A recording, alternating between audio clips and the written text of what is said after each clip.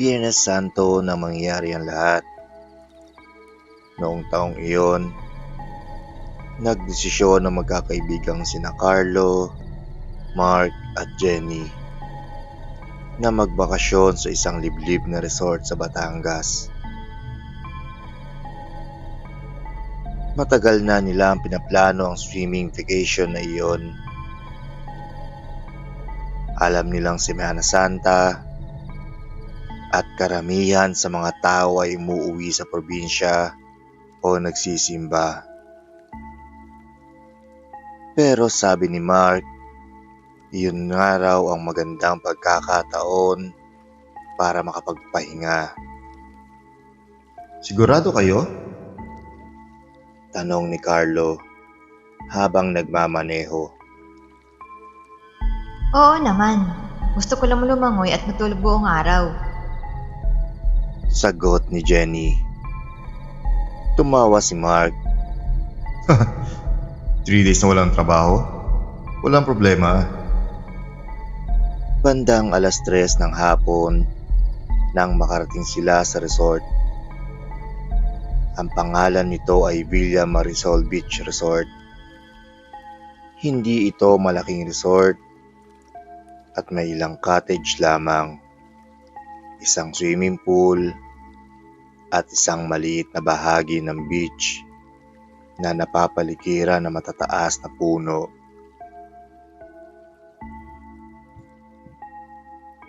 Maganda ang lugar, malinis ang tubig, tahimik at halos walang tao. Pagkababa nila ng sasakyan, agad silang sinalubong ng isang matandang caretaker. Good afternoon. Bati nito. May reservation po kami. Sabi ni Carlo. Tinignan na matanda ang notebook nito. Kayo pala. Inabot nito ang susi ng cottage. Room 6. Pagkatapos ay tumingin ito sa kanila. May sasabihin lang ako. Ano po? Tanong ni Jenny. Huwag kayong maligo sa pool pagkatapos ng 6:00 ng gabi. Napangiti si Mark.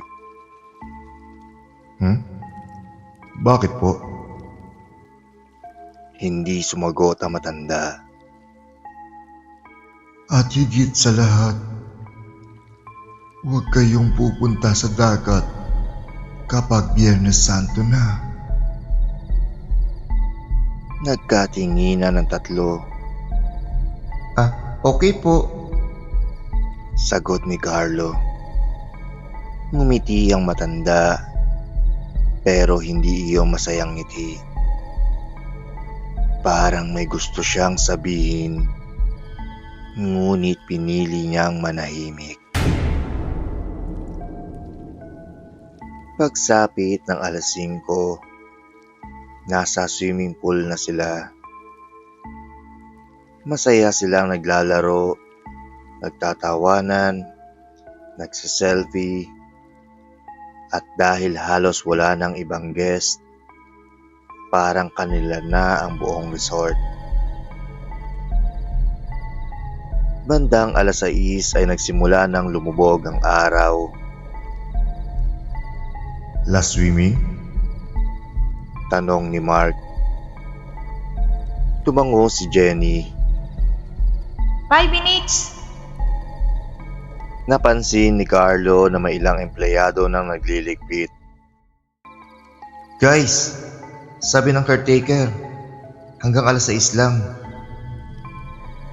Yan naman. 5 minutes. Sagot ni Mark. Pumasok silang tatlo sa pool. Ngunit malamig ang tubig at napakatahimik ng paligid. Habang lumalangoy si Jenny, ay bigla siyang napahinto. Guys, Ano? Tanong ni Carlo. may nakita akong tao. Saan? Tinuro niya ang kabilang bahagi ng pool, ngunit walang tao. Baka reflection lang. Umiling si Jenny. May babae. Sigurado ka? Tumango siya. Mahabang buhok, nakatayo sa ilalim ng tubig. Natawa si Mark. Imposible naman. Ngunit hindi tumawa si Carlo dahil may napansin siya. May mahabang hibla ng buhok na lumulutang sa tubig. Mabilis silang umalis sa pool at pagkatapos maligo, nagpicture sila sa harap ng swimming pool. 3 tao, si Carlo, si Mark at si Jenny. Nang tignan ni Jenny ang larawan, napansin niyang may mali. Ay, teka. Oh, anong problema? Tanong ni Carlo. Ipinakita niya ang cellphone at sa larawan, 3 silang nakatayo sa tabi ng pool. Pero sa tubig, may isang babaeng nakalutang. Mahaba ang buhok, nakatalikod at nakatingin sa kanila. Photoshop? Biro ni Mark. Uy, hindi ako na-photoshop Glitch? Hindi sumagot si Carlo. Ngunit pinunasan niya ang screen, pero wala pa rin. Tinanggal nila ang larawan, ngunit makalipas ang ilang minuto, ay bumalik ito sa gallery. Kinabukasan ay Biyernes Santo. Tahimik ang buong resort at halos lahat ng empleyado ay umalis para sa kanilang mga pamilya. Tanging isang caretaker ang naiwan at pagsapit ng hapon ay nagpasya silang pumunta sa beach. Hindi na sila nag-isip tungkol sa nangyari. Last swimming bago tayo umuwi. Sabi ni Mark. Nang makarating sila sa dagat, napansin nila ang kakaibang tubig. Napakakalma, walang alon, kahit mahangin. Parang salamin. Sabi ni Jenny. Naglakad sila papunta sa mababaw na bahagi. Lumangoy si Mark at sumunod si Carlo. Si Jenny ay naiwan sa dalampasigan at makalipas ang ilang minuto ay may narinig silang sigaw. Carlo! Napalingon siya. Nakatayo si Jenny sa buhangin. Anong problema? May humawak sa paa ko. Ha? May humawak sa paa ko habang nasa tubig. Lumapit si Carlo. May bato siguro. Umiling si Jenny. Hindi, may kamay. Hindi na sila lumangoy ng matagal at bumalik sila sa cottage. Bandang 10:00 ng gabi, nagsimula ang problema. Habang kumakain sila, ay narinig nila ang tunog ng tubig. Tumigil sila at muling narinig.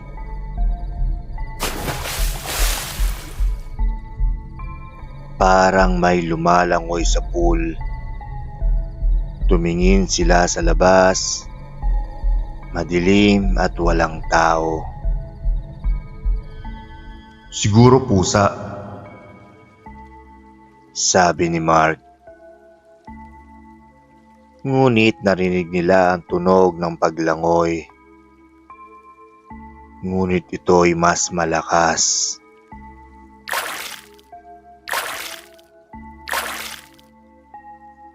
Lumabas si Carlo. Hello? Tumigil ang tunog. Tahimik. Pagtingin niya sa pool, ay may isang babae sa gitna. Mahaba ang buhok.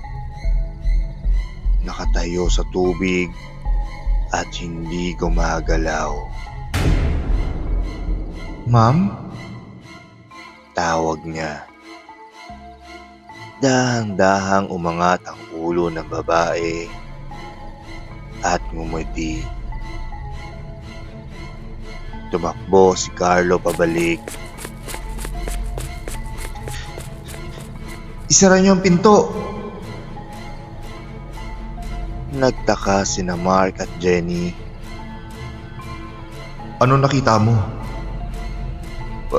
Wala. Hindi mo nakita? Wala.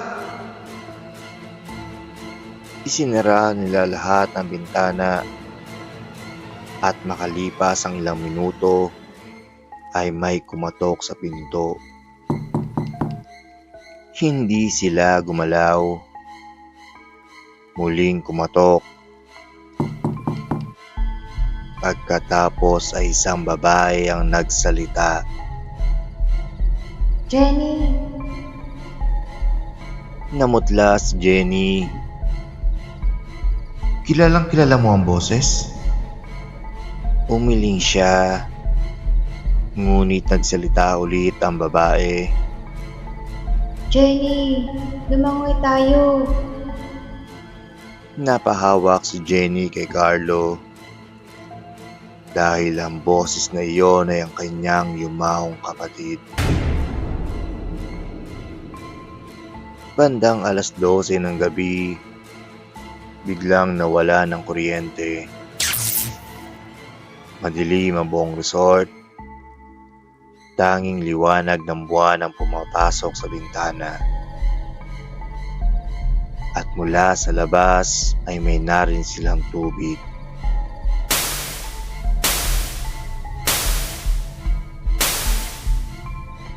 Lumabas sila sa veranda at doon nila nakita ang pool. Puno ng mga tao. Dose-dose ng tao.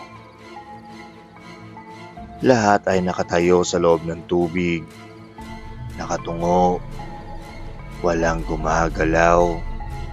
At lahat ay nakasuot ng puting damit. Na parang may posisyon pero nasa pool. Biglang tumingin ang lahat sa kanila. Isa-isa silang ngumiti. Takbo! Sigaw ni Carlo.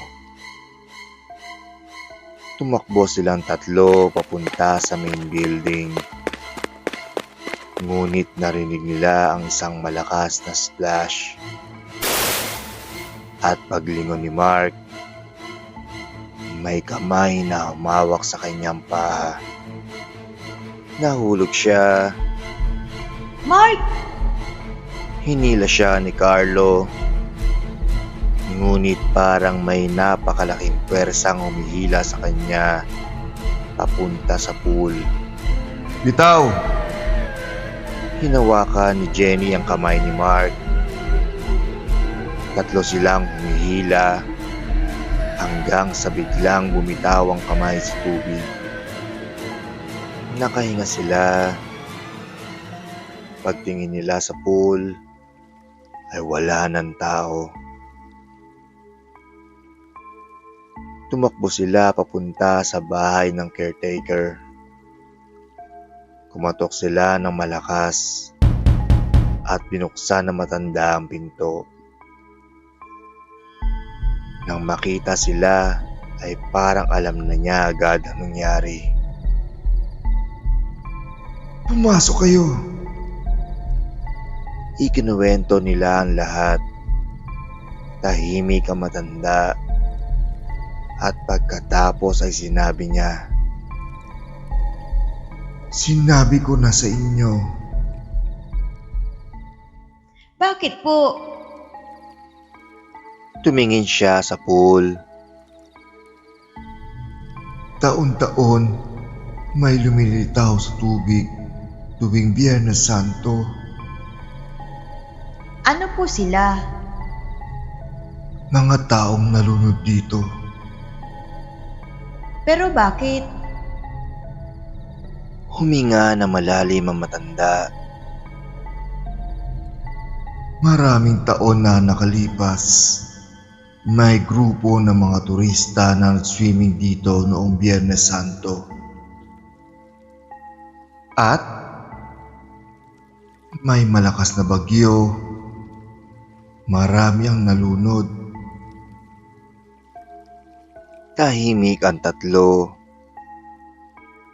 Simula noon, tuwing Semana Santa ay bumabalik sila at naghahanap ng mga taong sasama sa kanila. Maya-maya, may narinig silang tunog. Mula sa labas, napatigil ang matanda. Patay na ang pool. Ano pong ibig ninyo sabihin? Wala na yun. Lumabas sila at tama ang matanda. Walang tubig ang pool. Tuyo. Pero sa gitna nito ay may 3 basang footprints. Isa para kay Carlo, isa para kay Mark, at isa para kay Jenny. Nanlamig silang lahat at kinabukasan ay agad silang umalis. Hindi na sila naghintay ng umagahan. Habang nag-iimpake, napansin ni Jenny ang kanyang cellphone. May bago itong larawan sa gallery. Hindi niya alam kung sino ang kumuha. Larawan iyon ng kanilang cottage. Kuha mula sa loob ng pool. Makikita sila habang natutulog. At sa likod nila, may isang babae na nakatayo sa tubig. Tinanggal niya ang larawan. At pagdating nila sa Maynila, hindi na nila pinag-usapan ang nangyari. Hanggang sa makalipas ang 1 linggo, tinawagan sila ng caretaker. May naiwan kayo. Ano po? Isang cellphone. Nagkatinginan sila dahil lahat ng cellphone nila ay nasa kanila. Anong cellphone po? Tahimik ang matanda. Kay Jenny?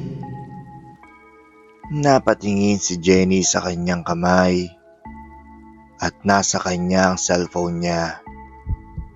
Pero sinabi ng matanda, May isa pa. makalipas ang ilang segundo ay narinig nila ang boses ng matanda.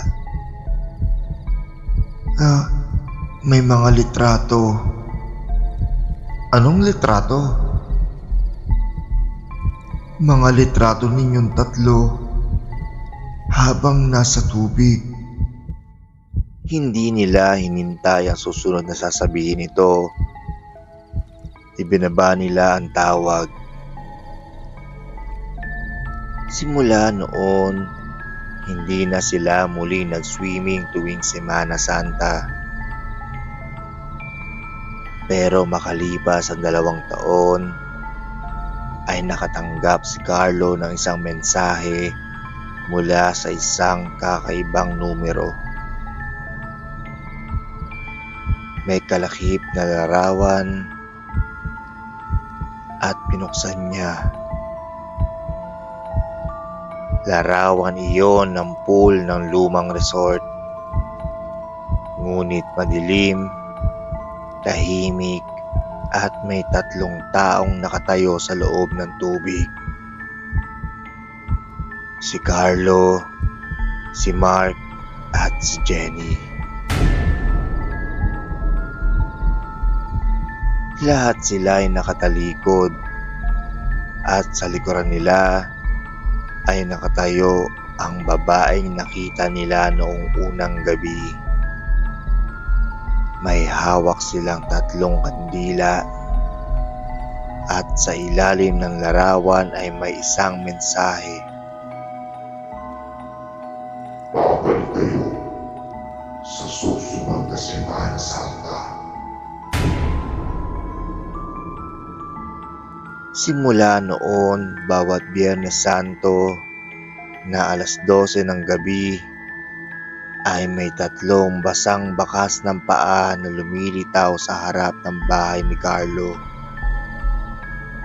Hindi niya alam kung saan nanggagaling at hindi niya rin alam kung sino ang gumagawa. Pero palaging pareho ang direksyon ng mga bakas. Mula sa labas, papasok sa bahay. At hanggang ngayon ay hindi pa rin niya alam kung kailan darating ang araw na ang mga bakasyon na iyon ay hindi na lamang bakas.